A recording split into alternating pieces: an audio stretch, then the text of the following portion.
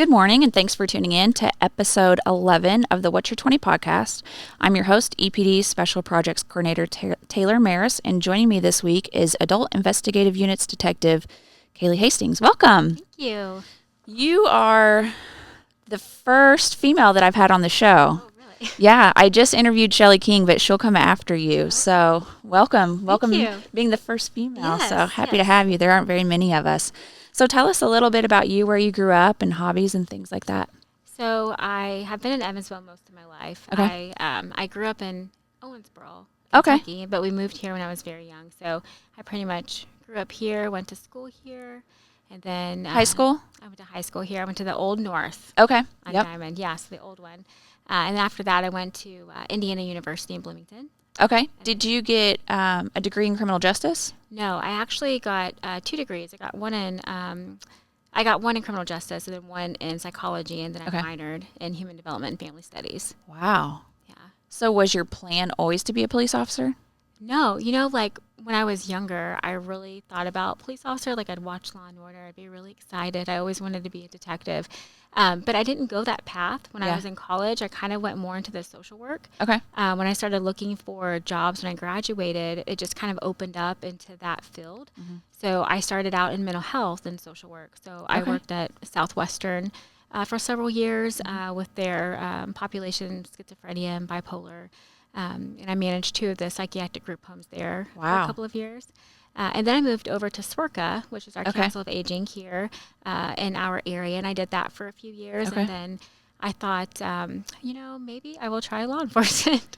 What made that happen? Like, were you exposed to other police officers coming into Southwestern or SWRCA or? So, I had some contact, especially at Southwestern, because the population that I worked with, we worked with individuals who really needed help in their daily living. So we worked with that population that sometimes, psychiatric hospitalization, like that type of intervention, was really important to get them back on the care that they needed. Yeah. And with that, we would have interactions with the crisis intervention team. So those Right. officers trained. And that was back in 2008. So the CIT program, I think, had just started. Yeah. So that was kind of my exposure, and it kind of helped me to kind of make that link between I've been doing social work, but it's also this community-based program that I was in, but it linked to law enforcement. Mm-hmm. So I saw officers doing things in the community that also were kind of like the things that I did. Yeah. So when I applied for the police department, the age limit was 36, and I was right on the cusp. Yeah. So I just decided, I was like, well, let me just try it. Yeah. Social work is it's very dependent upon your state government and funding and things like that. So sometimes the opportunities to enhance yourself financially Yeah. is just not there in social work. So I thought at this age it was time to kind of move to see something that I might be able to use my degrees for and not go back to school. Yeah. So I chose that, and Wow. it worked out. So whenever you went through, you're a smaller female. I know you wear your wedges to give you a little extra height, but Yeah. you're a smaller female. Was it difficult for you in the academy, or, I would consider myself like an average female, and even for me, there were things that were difficult. So being smaller, were there things that you had to work through more, or things that in return with your social work background benefited you throughout the academy and then through your training process? Yeah, so I think we kind of get asked that a lot, especially being a female on the police department, and not by people that you work with, but sometimes out in the community. Right. But I think there's different skill sets that people bring, whether they're male or female or whatever backgrounds they may have.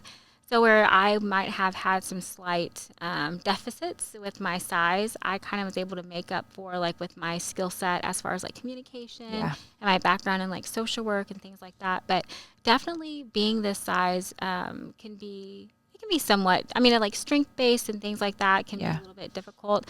I didn't find myself having too many challenges. There was definitely maybe some firearms, maybe shotgun. Yeah, It's kind of a bigger firearm. But it sure is. yeah, but I truly think there was a lot of things that I was able to bring with my experience that kind of helped me through, especially getting out onto the streets early on, being able to talk with people. Yeah. Some things that a lot of times we don't see very often people doing much anymore.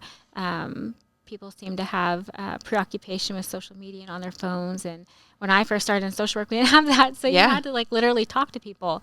So I kind of I learned that skill early on. So I think that's really helped me, especially in my early training, being able to like talk to people and figure things out. I think as women, we are very good communicators in this profession because we know that there are times where we will have to be. Whereas men can rely on strength or other things where I would much rather talk somebody into handcuffs than physically have to put them into handcuffs. Yeah. Because what's the point in having to fight them? Like if you can verbally say, hey, this is what's going to happen, respect them, they respect you back. And I think that went a long way for me when I worked the street, that if I just showed a level of respect to the people I was dealing with, they oftentimes showed that right back to me. And I feel like a lot of the male offenders that I encountered were nicer to me than they were our male counterparts. Would you agree with that too? I think so. I felt like I had that experience a lot of times. When I first came on, we'd have trainings in the academy and we'd have people come and talk with us. And I remember Sergeant Thomas coming and talking. And she had talked about how, and she could count like on her hands and how many years she had been on, the amount of use of force that she's had. And she attributed that to being able to talk to people.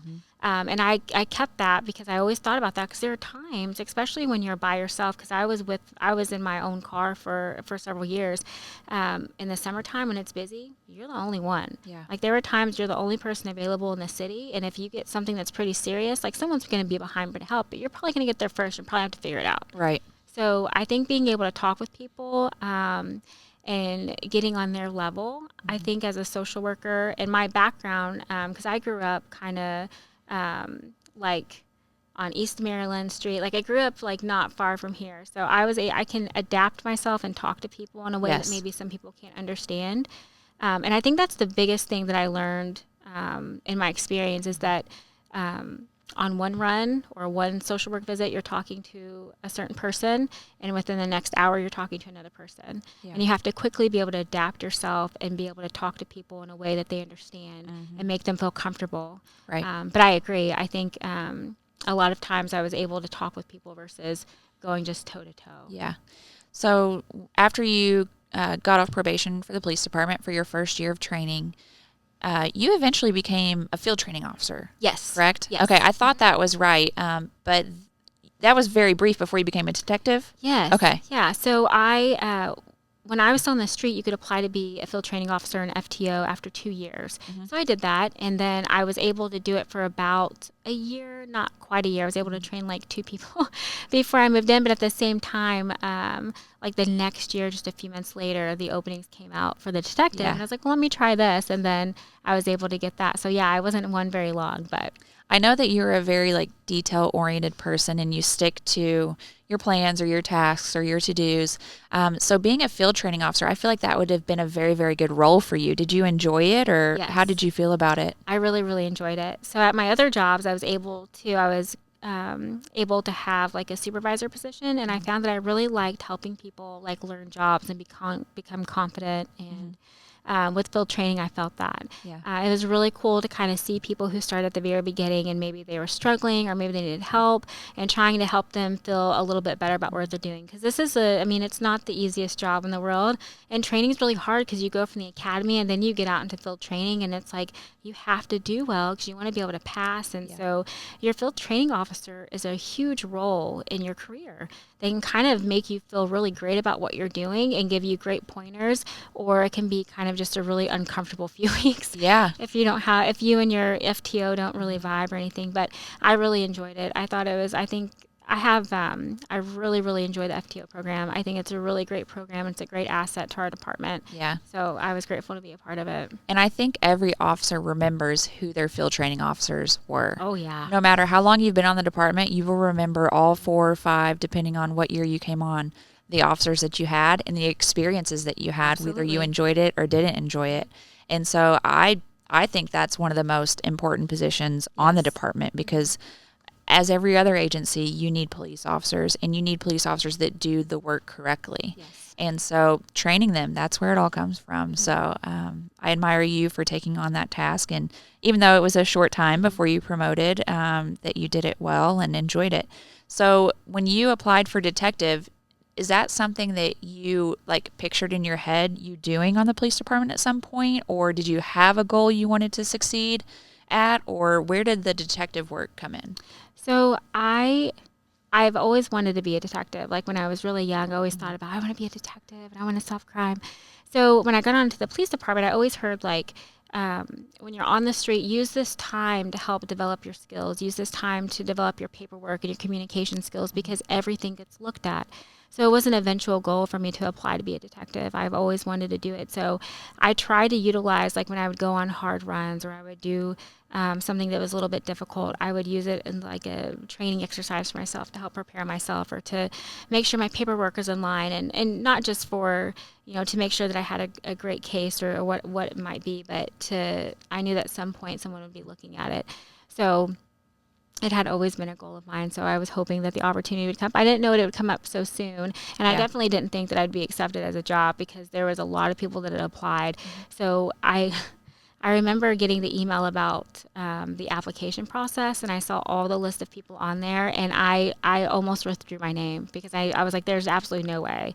Because there's a lot of people on it. And I'm glad I didn't, but I almost did not go through with. Well, good for you. I mean, that speaks volume about your work ethic as well, to be selected amongst those that are very good officers too, or other detectives. So good for you. Is AIU, Adult Investigative Unit, is that the unit you wanted to strive for? Or did you ever consider a juvenile unit or a domestic violence unit, or just kind of which one came first, or did you have your eyes set on AIU?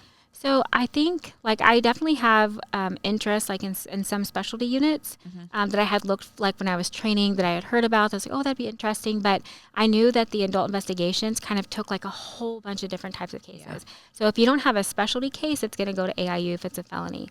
So I knew that they would work anything from like high dollar thefts all the way up to murder and everything in between. So whether or not I was going to stay there forever or what may happen, I knew that I would be able to get like lots of great experience and kind of open up like my own capacity to do different types of cases. So I definitely wanted to start at AIU, and I may finish there. I don't know, whatever they choose to do, but it definitely gives you a multifaceted experience. And I feel like I see you on like a lot of the major runs because I only go out to the scenes if it's like an officer involved shooting or something very serious. And I feel like you're always there. Like, do you always work? What's your schedule like? Well, I feel like because I'm on second shift, so I work 2 p.m. to 10 p.m. And I think it's just the natural, I don't know, crime just seems to happen. Those type of things happen on second shift. So usually when a major thing happens, like it's all hands on deck and we'll go. And eventually, like after the word gets out, we'll get people from third shift coming in and day shift. But definitely initially, like I feel like a lot of times recently, and especially in summertime, it's so busy. The second shift, it seems to hit. I don't know, it's like the witching hour of things to happen. Yes. So how many, I know it's kind of hard to put like together, but how many cases do you think you work at a time? Or how many, like, I hear a lot of detectives, and this is just my own ignorance, really. I know some detectives have a bigger caseload than others, or if they're going to trial, that's a very intense situation where you have to have a lot of documentation and evidence compiled. So what does that look like, a caseload for you guys? Like how many different cases do you think can stack up at a time? It can be quite a bit. Now, we each have a dashboard. If you look at individual dashboards, you'll have what you kind of pointed to is that people have different things on there, like a whole bunch of different cases. Some detectives hang on to cases longer and then they choose not to close them for whatever reason. And then some people will close them right away. But active cases, I've had anywhere from, like right now I have 13. Wow. But I've had anywhere up to 18, and some people it might vary, and it really just depends. So any case report that an officer on the street takes or records might take, usually officers on the street, that is a felony, and it doesn't fall into a special unit, then it goes to adult investigations. So our sergeants will look at those cases and they'll look at what we call the solvability factor. So a lot of times cases that have things that we can do lead off of. So, if there's camera footage or if the victim named a suspect or there's maybe they have social media things that might point to someone who might be doing something to them. Right. Those are the type of cases we'll probably get assigned. So those come through every day. So you think about all the reports the officers are taking, those cases kind of build up, and each day the sergeants will go through and assign them. And they try to do it on a rotation basis. So, they'll kind of keep a tally of how many people have had each month and base it on that. Now, if you've had a serious case happen, like I was assigned a murder investigation that happened a couple of weeks ago. So they've kind of helped a couple of weeks. I probably got like a free ride for not getting things assigned, but I can't do that forever because then everyone else takes the burden. Right. So, but you might have that. So I have that going on, but then I have burglaries and thefts and robberies and things like that. Everyone has cold case murders on their dashboard. Really? Mm-hmm. Okay. So you try to work those, and those are really neat. But those take a lot of time because we have cases like one detective has one from the 70s. I have one from the early 90s. And Really? yeah. That's interesting. And that was going to be one of my questions too, because, you hear, especially on podcasts recently, there's a lot of cold case files out there. And so you guys are swamped. So I didn't even know if there was opportunity for you guys to investigate older cases back into 70s, 80s, 90s. So that's amazing. You're able to incorporate that into your daily work as well. Yeah, it's really, we would love to have more. I mean, everyone would love more time to do everything. And honestly, I would love to spend more time working on cold cases because they stay open until they're solved. So there's still a victim out there, whether it was 3-4 decades ago, but it's incredible to look at the evidence then because not everything was digitized like it is now. So you have literal scraps of pieces of paper that detectives wrote on that was some part of some note taking that was important, and you have to try to not only figure out the crime or solve the crime, but you have to try to figure out what this evidence meant because it's been so long ago. That's interesting. That's what I would enjoy. Yeah, it's really cool. I feel like we should start our own cold case unit. Yes. How and fun would that really be? cool software that you can get that we would love to be able to have that kind of helps you organize all of the files and helps you organize kind of like what we have now, like our record management system, but it's more so that when you load everything in there, you can search really quickly for something. You can find patterns and things like that, but that stuff is pretty expensive. So yeah, I'd say. So talking about your caseload and everything that you have to do at work, do you find yourself taking that home at night, or are you able to turn it off whenever you leave work? I think it really depends.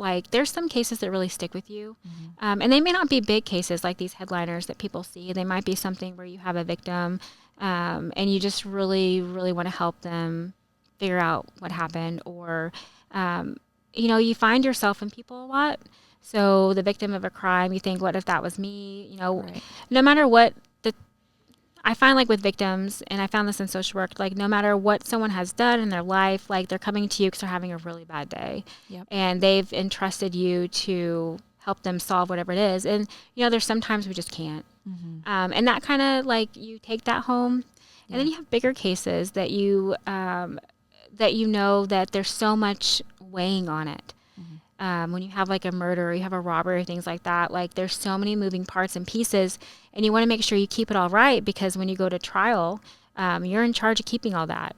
You have to make sure that everything, even though there was probably a bunch of people on hand helping, which is really awesome, but at the end of the day, you have to make sure that all that stuff is straight because if you go to trial and you can't account for something or you didn't do something correctly, then it's not you that suffers, it's the victim that you were there for, and that you can easily take that home. I think it's sometimes hard to turn off. Yeah. And talking about going home, you're married to another police officer Yes. on our department. Mm-hmm. And that's actually very common. I did the statistics a long time ago of the females on our department and if they were married or dating a police officer, and it's over 50%. Really? Yeah, it is. Yeah. So what's that like? When you hear runs on the radio that he might be involved with, do you ever get nervous or what is that like for you?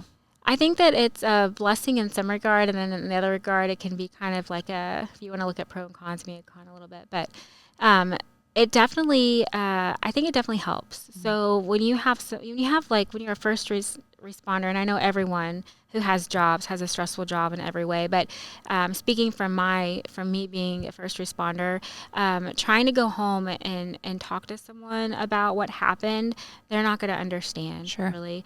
So there's times where I've come home and I've just had to talk to a bunch of victims, or you witness death, or you witness sadness and things like that, to have someone to come home to who understands that, who might have been on scene with you, really, really helps, because you know that they completely understand. Yeah. So luckily we both work second shift. So when I hear runs come out, I'm working. Yeah. So I can kind of see what's going on. But when I'm not at work and he's working, it's definitely like, there's times I think like, I hope someone doesn't knock on my door and tell me that something's happened, Yeah. or someone's called, because I know what he's going into. And he's been doing it for a lot longer than I have. And so he's very well trained, has a lot of experience, but it's still, this job is very unpredictable. It is. And we were talking about going back to field training officers. He was one of my field training officers. Oh, really? Yeah. And I'll never forget, one of the most serious runs during my time was when we had an officer involved shooting. And, I remember like not knowing what to do, and he instructed me on what to do. And so that was a moment where I went home at night and was like, oh my gosh, what did I just witness? This guy pulled a gun out on us, and then, the outcome that ensued. But yeah, going home and having somebody there for you is certainly important, especially when they understand the position that you have on the department. So that's really, really great that you guys share that in common together and can share that information. But wrapping up here, I know that you went to a training for 3 months. I didn't know what the training was for, but I just found out off mic it was to be a polygraph examiner. Yes. For 3 months? For 3 months. And why so long? Well, it's a lot more involved than I thought it would be. Yeah, it sounds like it. So it's a pretty intense program that I went to. It was in Pennsylvania, and it was at a Army base for Indiantown Gap in Pennsylvania. So it was by the National Counter Drug Training Center, and they put on a program each year, and they only accept so many from so many departments. So I went there, and it was all polygraph, all like Monday through Saturday, 9 a.m. to 6 p.m. for 3 months. Yeah. So it was pretty intense. What is there to learn for a whole 3 months? Well, apparently. Obviously we can't go through this in the next minute or two. There's a lot of scientific research that goes into the polygraph and how to read and how to talk to people. And it ends up being like a really great interview tool. It also, there's just so much analytical data that goes into it, different scoring systems, different ways. Back in the day, they had, I think, people when they picture polygraph, that's the pins and needles that write, and now it's all on computer. So there's software programs, there's things to learn about. It was really interesting. I did not think that was going to be that intense, but we literally filled it all with polygraph. Wow. Yeah. And we utilize that for whenever we have new hires. Yes. They go through the polygraph. And then you guys also use it, too, for interviews. Yes. Or for the investigation. Mm-hmm. So for criminal, Have you done one yet? Yes. You have. So I've done plenty pre-employment, because we have those a lot. But the criminal side, I've done a few of them. They're a little bit harder, because initially people will be like, oh, yes, I'll take a polygraph. And then when you call them, no, I don't want to do that. Yeah. But those are really interesting to do. But they're a little bit more harder to come by. But they definitely can be very helpful as far as an interview and an investigation. Wow. Well, thank you for sharing so much. That was such a great podcast, and learning about your unit and what you do and just your history on the department. Appreciate it so much. Yeah, thank you. And thank you for tuning in to the What's Your 20 podcast. You can tune in again on September 14th to hear from Narcotics Sergeant Shelley King. Make sure to subscribe and follow our Spotify and YouTube accounts to stay up to date on all podcast releases. Have a good weekend.